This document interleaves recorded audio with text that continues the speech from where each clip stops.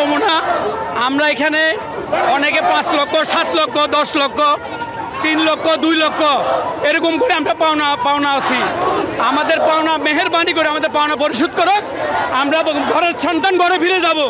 আমরা রাস্তায় থাকতে চাই না। আমরা শ্রমজীবী মানুষ, আমরা পরিশ্রম করে বাঁচি। আমাদের এটা পরিশ্রমের হাত, এটা অর্থনীতির চাকা ঘুরানোর হাত। আমরা বসে থাকার লোক না।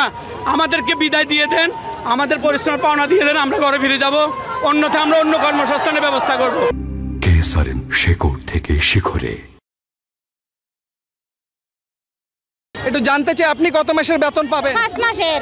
আমরা বিগত নিয়ে এই শ্রম ভবনে অবস্থান করছি। সরকার পক্ষ থেকে এবং মালিক পক্ষ থেকে কিছু ডিসিশন আসে না। আজকে আমাদের বেতন দেওয়ার কথা, তাও ডিসিশন দেন নাই।